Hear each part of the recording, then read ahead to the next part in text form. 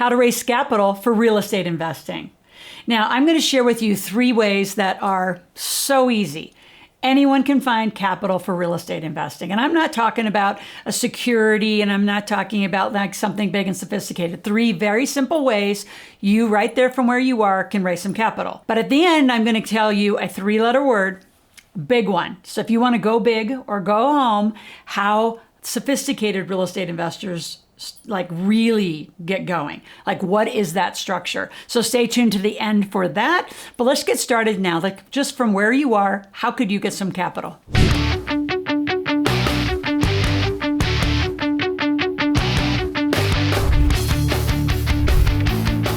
So the 3 things specifically I'm going to talk about is, where do you find the money if you don't have it, right? There's plenty of resources. Specifically, I'm going to give you 3 resources that done right, in which you can do it, or you're going to get cash, and it's fast and it's very available.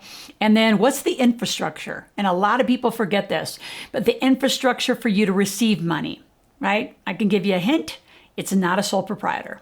All right, so let's begin. Where do you find capital? Well, first of all, let's do the obvious. Why don't you go make some?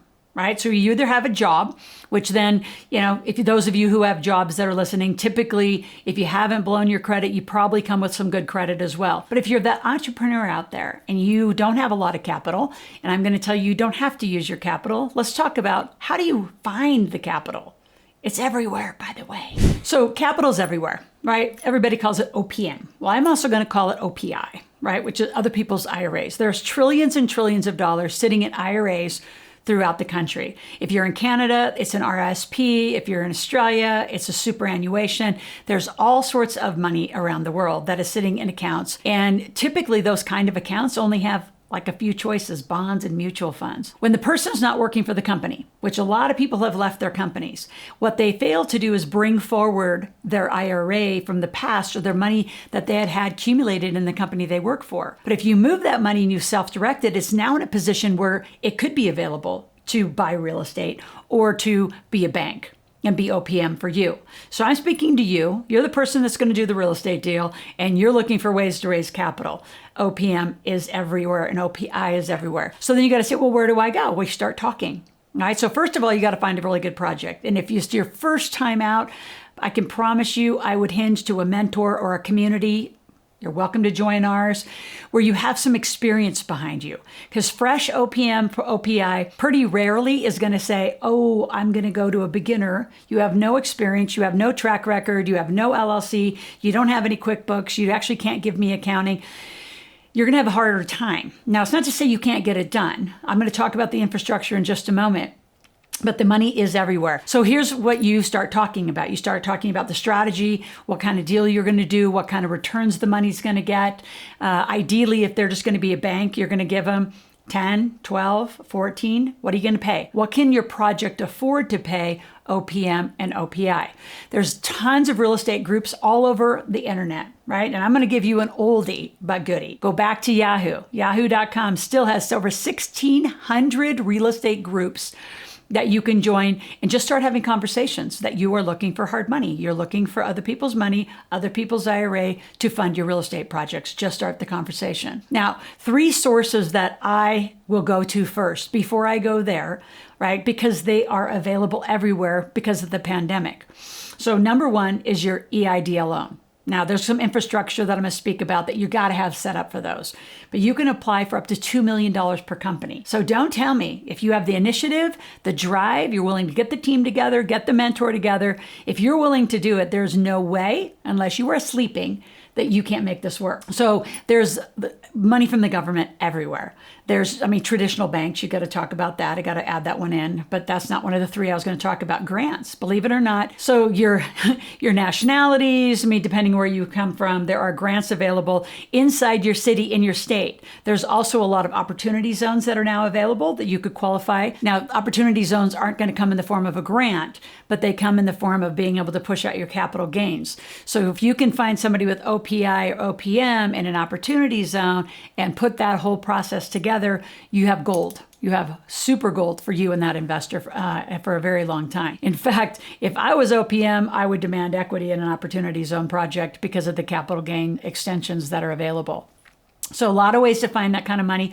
And then I'm going to give you one of my favorite, which is funding. And the funding comes in the form of credit cards. It's 21 months, 0% interest, and used right. I love it for fix and flips. I love it for, short term, even fix and flips like an RV park, a storage unit. I've had some clients use it for laundromats where they actually have gotten the credit cards. So you or someone has to have good credit. You can qualify through an entity. So yes, you have to have an LLC or an S Corp or a C Corp to do most of these strategies. You don't want to be a sole proprietor. Sole proprietor is like suffering. There's no protection. There's no guidance around you. You get a Schedule C, you might get 20, 30 little deductions. You want 81,000 pages of tax code and be intentional. Investors look for intentional people. So there's my quick lesson in getting that done right. So with an entity, you're going to qualify for funding. And it's going to come in the form of credit cards. Might come in the form of a loan where you actually fund it into your bank account, but most of them come in the form of a credit card. And it's 0% interest. You pay a small fee in the beginning, but it's worth it. If this is the only money you can get, I can tell you it's cheaper than hard money loans. And it's cheaper than the OPM and OPI that I spoke about. So funding, grants, EIDL loans, all of those 3 awesome resources. There is so much money available right now that is just waiting for a place to be placed. You have to come with a good project. You say, well, why is it out here? Why am I so, challenged by it? Well, you probably don't have a team. You probably don't have the experience, and you don't have the deck, which is how to put the package, how to package up the presentation to intrigue people and get their interest, that they want to invest with you, whether it's OPM or OPI or any of the 3 sources I just spoke about. Now, the big one, right? The big one, I'm going to actually give you a story and kind of grow you up into it. So before I tell you the big one, and I'm going to tell you a story about how, many clients have grown up into the big one, I want you to subscribe to my channel. I want to have you click on the notifications. Every day I have a message. Every day I have a conversation about money to help you really get aligned with the philosophy about money. Remember, 1996 to 2000, for those of you just meeting me, I was the master distributor of the cash flow game. So if you like Rich Dad, Poor Dad, you're going to love my content because it is completely aligned in those principles. So subscribe, make comments. If you want other conversations, we read them in the comments and I come right back out here and I shoot them in video to you. So I'm going to give you a story of how a lot of my multi-millionaires began. Right? They're probably just like you sitting on the other side of this video saying, I need some capital. And they did go get OPM.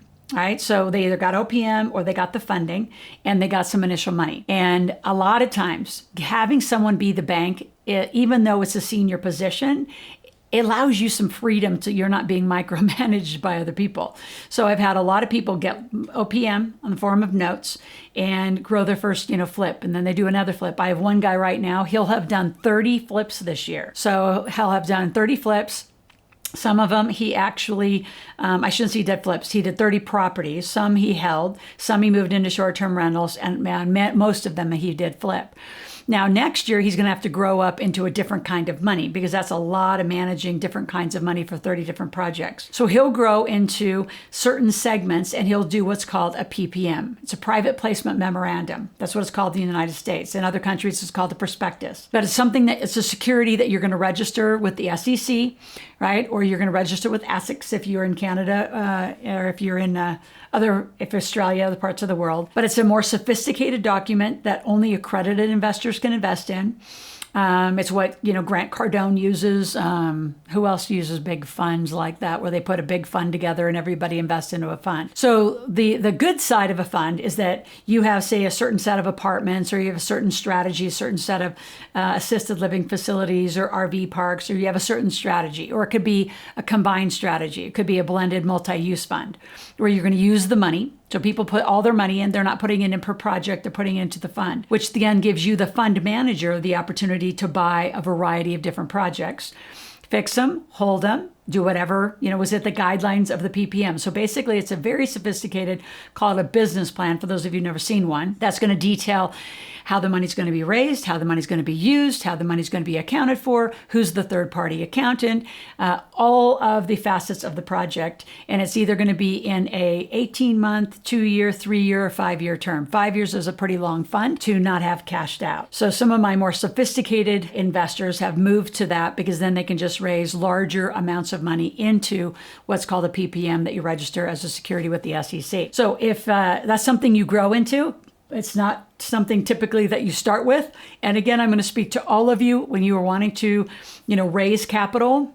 If you have the opportunity and you have some availability, why don't you be the other side first? Why don't you be the OPM and watch the project get totally executed? So you can see the success, you can see the team, you can watch it all. And debt trumps equity, which means if the whole thing blows up and you're in first position, you take the project. Now, some of you may say, well, I don't know what to do with the project. There's plenty of things to do. There's plenty of brokers, there's plenty of mentors, there's plenty of gurus who can tell you what to do if you ended up with a project on the other side of the opportunity. So raising capital, not difficult. It's different is what I tell people. And again, I want you to put some comments if you're having some issues. We are interacting every day inside of our comments, and we take your information very seriously. If you really want to talk to somebody in our team, just put in your information, give us your phone number, and I promise you that day we will call you. So if you're serious about becoming a millionaire in real estate, I put together a webinar that talks a little about the strategy, the teams, the systems, and really tells the story of how I did it, as well as hundreds of other people. I've made so many people millionaires in real estate.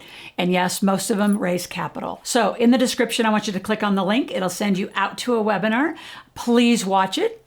Get a pen and paper, be very focused, give full attention to it. And I hope to see you on the other side and be mentoring you to your real estate millionaire status.